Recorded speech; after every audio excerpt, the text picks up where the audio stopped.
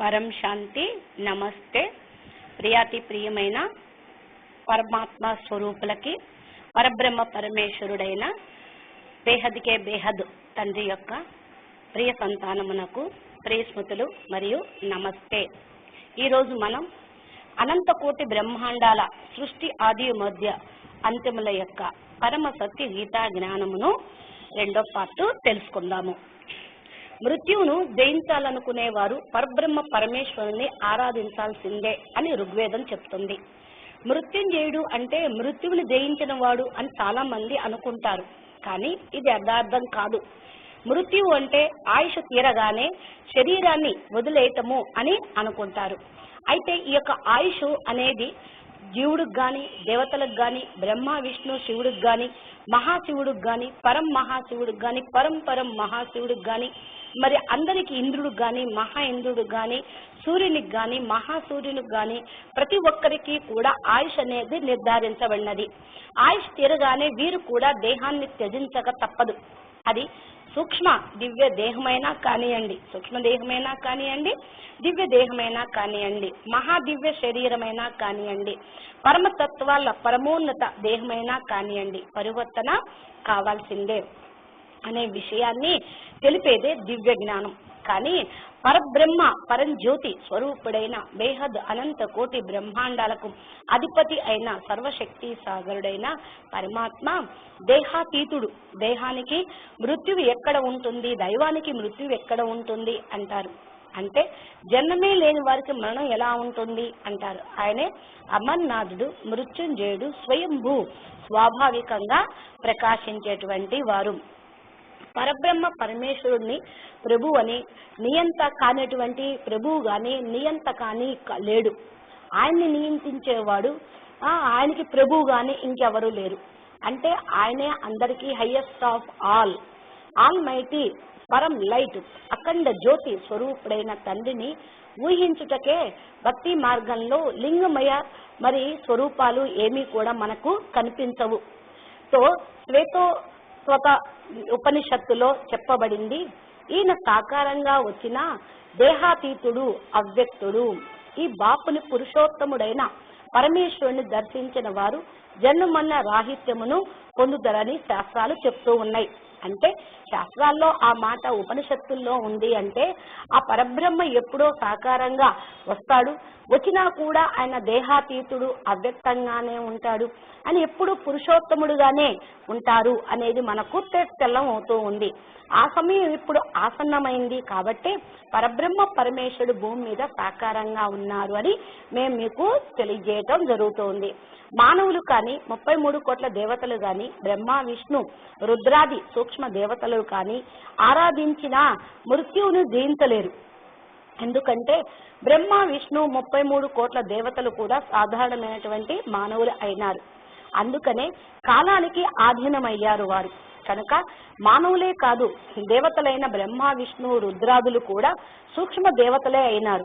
సరే, మృత్యుంజయులు అమరులు కావాలి అంటే పరంజ్యోతి లైట్ హౌస్, మైట్ హౌస్ను, ప్రకాశ పుంజమును, శక్తి పుంజమును, పరబ్రహ్మ పరమేశ్వరుణ్ణి సేవించక తప్పదు. ఇది సృష్టి యొక్క అనివార్య సిద్ధాంతము. అయితే సర్వ విద్యలకు మూల పురుషుడు, సర్వ విద్యలకు నిలయమైన ఆ సర్వేశ్వరుడు ఇప్పుడు చైన్పూర్ లో, గుజరాత్ లోని ఆశ్రమంలో ఉండి దివ్య జ్ఞానాన్ని సాకార రూపంలో ఉంటూ బ్రహ్మ విద్యను అనగా అమర్నాథుడే అమర కథను వినిపిస్తూ ఉన్నారు. మీరు అమరులుగా కావాలి అంటే బేహద్కే బేహద్దు అనంత కళల్లో ఉన్నటువంటి బ్రహ్మాండం యొక్క దివ్య జ్ఞానమును వినాల్సిందే. సో ఈ అనంత బ్రహ్మాండం యొక్క రచయిత నుండే సృష్టి ప్రారంభమైంది. పరబ్రహ్మ పరమేశ్వరుడు సృష్టి రచన చేయాలనే సంకల్పం రావటంతో బేహద్దుకే ఆత్మను, ఒక ఆత్మను రచయించటం, అది ప్రకృతి తత్వాలు లేనటువంటి నిరాకారి ప్రపంచంగా ఉండటం, ఆయన యొక్క ప్రథమ రచనను ఆది అనాది బేహద్కే బేహద్ద, బేహద్ బ్రహ్మ ప్రకృష్ట రచన అని అనటం జరుగుతూ ఉంది. అదే ఈ ఆది అనాది బేహద్కే బేహద్ బ్రహ్మ శక్తి మాతగా అనంత సృష్టి రచన చేయుటకు కొంత శక్తిగా సర్వశక్తి సాగర్ నుండి వచ్చింది. ఈ ప్రథమ రచన నుండి ముగ్గురు ఆత్మలు ఆది అనాది మరి బ్రహ్మ విష్ణు శంకర్ లాంటి ఆత్మలు రచయించబడ్డారు.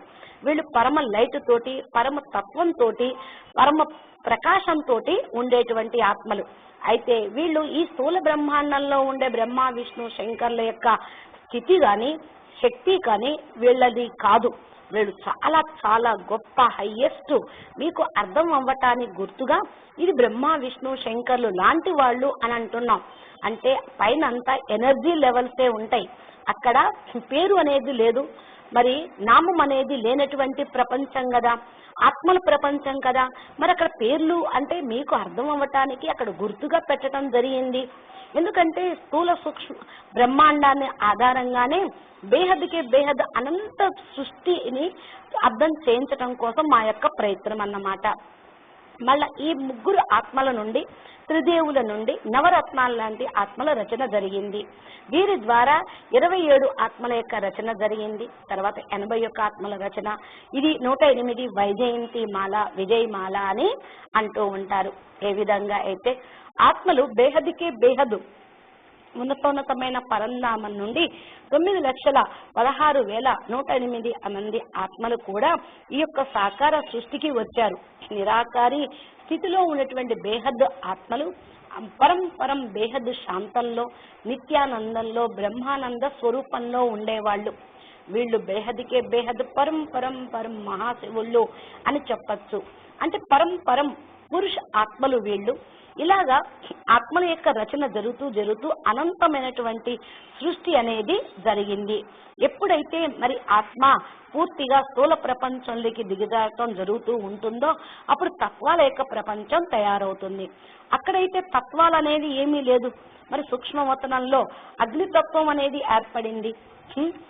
ఎప్పుడైతే ఆత్మ డౌన్ కళకు వెళ్ళిపోతూ ఉంటుందో అప్పుడు ఆత్మ మళ్ళా పూర్తిగా డౌన్ స్టేజ్ కి వచ్చినప్పుడు తత్వాలు ఏర్పడుతూ ఉంటాయి.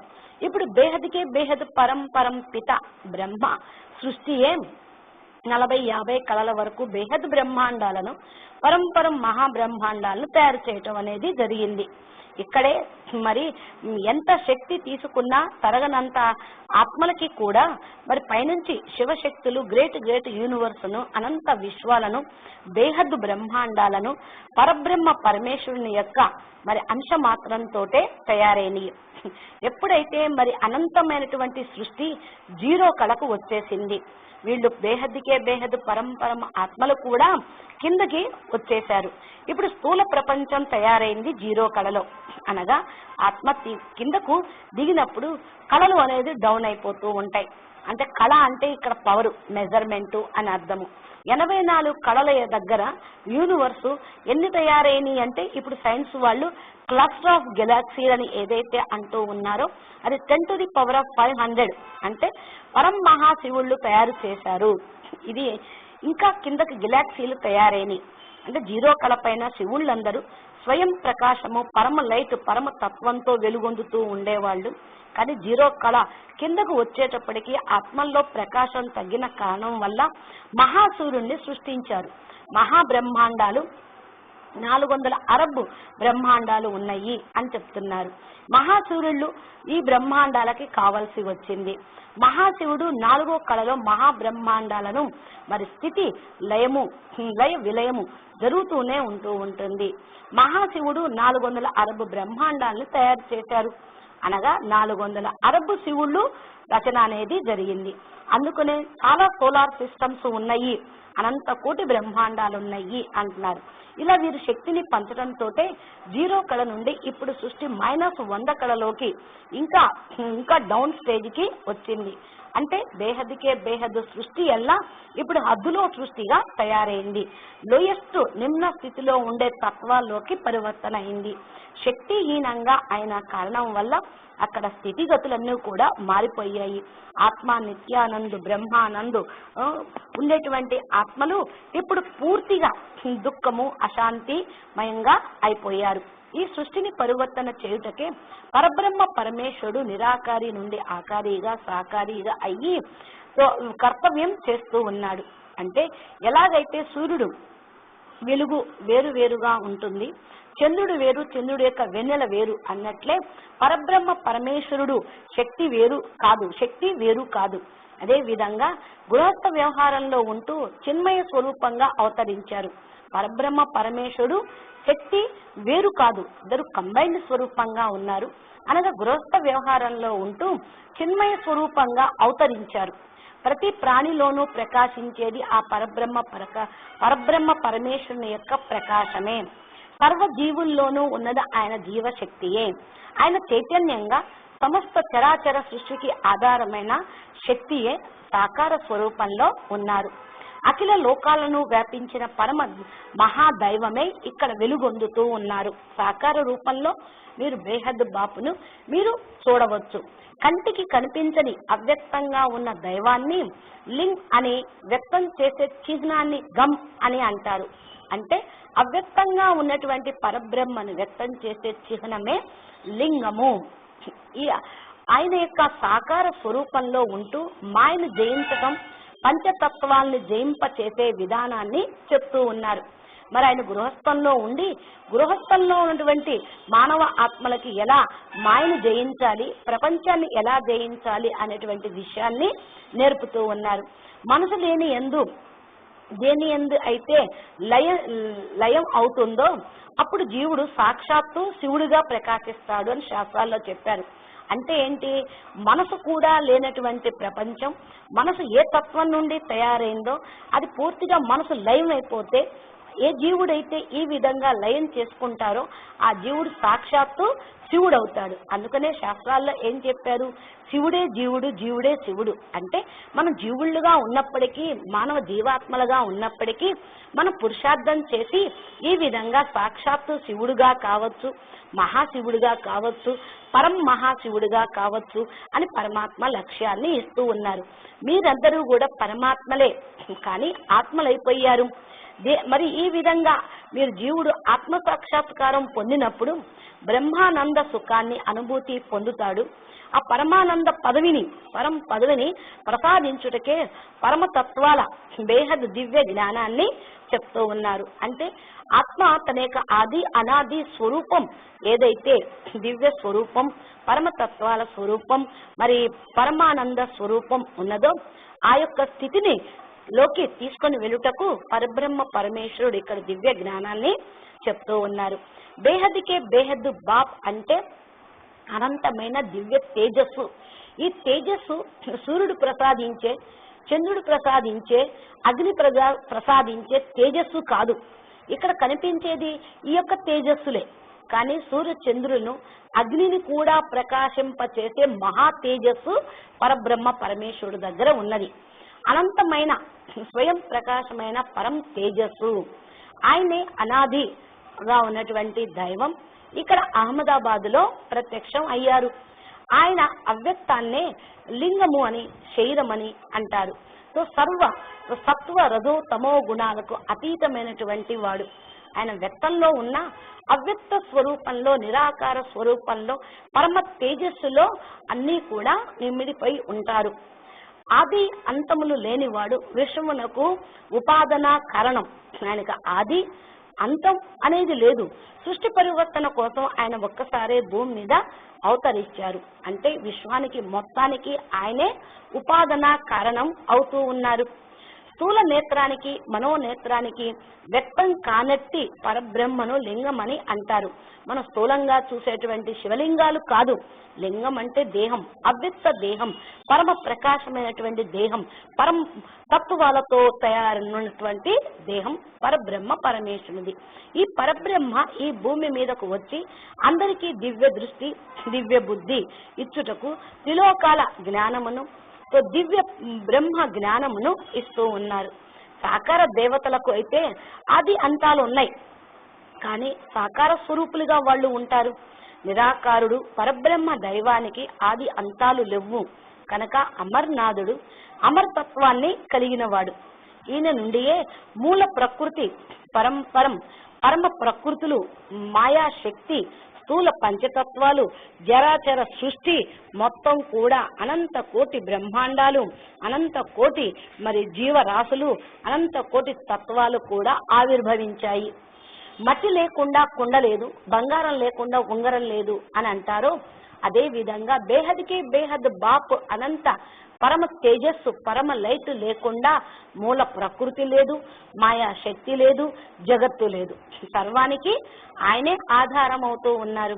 కాబట్టి ఈ పరమ తేజస్సు, పరమ లైట్, మైట్ హౌస్, ఆజ్ఞ లేకుండా మూల ప్రకృతి అనగా అనాది బ్రహ్మ ఏ పని చేయగలదు. అందుకే మా యొక్క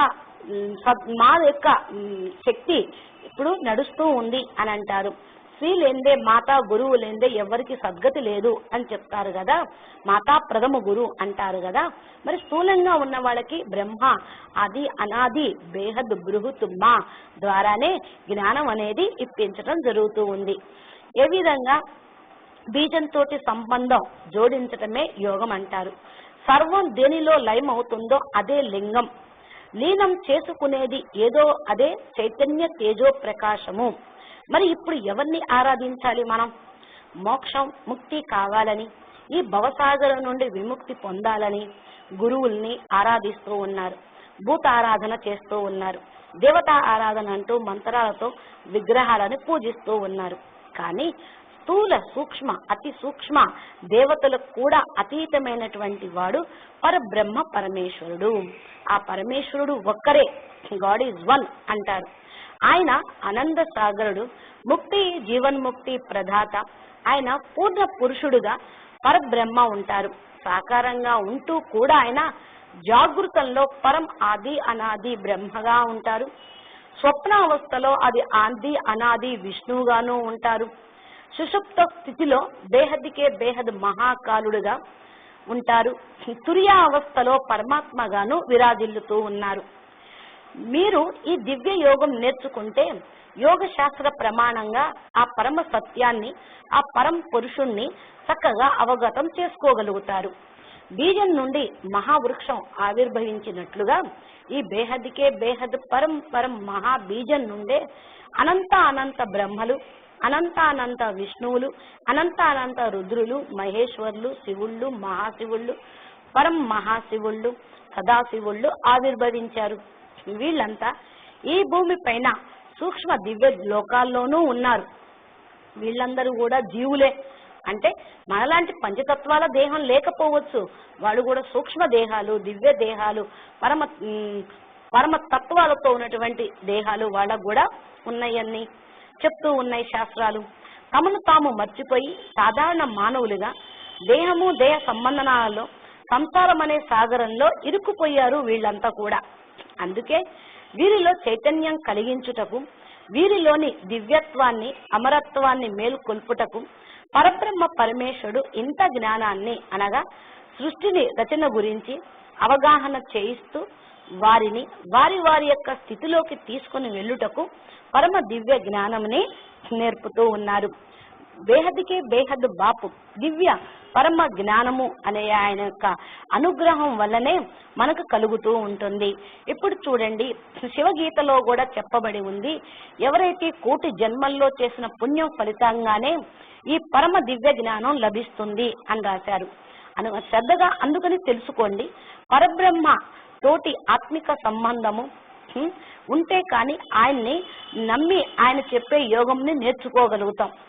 పరబ్రహ్మను ఉపాసించే జీవులు ధన్యులవుతారు. ఈ మానవ జన్మలో పరమపదాన్ని పొందే భాగ్యవంతులు మీరే కావచ్చు కదా. కాబట్టి ఈ భాగ్యాన్ని మీరు పోగొట్టుకోవద్దు. మీ ఈ జన్మ సఫలీకృతం చేసుకోండి. ఎందుకంటే ఎవరైతే మరి బ్రహ్మ జ్ఞానం దివ్య జ్ఞానాన్ని పొందుతారో వాళ్ళు 21 వంశావళిని కూడా ఉద్ధరించబడుతుంది అని చెప్తారు. అయితే ఇప్పుడు మనం భక్తి మార్గంలో ఉంటూ విష్ణువుని ఆరాధిస్తే విష్ణు లోకానికి, బ్రహ్మను ఆరాధిస్తే బ్రహ్మలోకానికి మాత్రమే వెళ్ళగలుగుతారు. ఏ దేవీ దేవతలను ఆరాధన చేస్తూ ఉంటారో వారున్న స్థితికి మాత్రమే చేరుకుంటారు. కానీ అమర్నాథుణ్ణి, పరంధామాన్ని మరి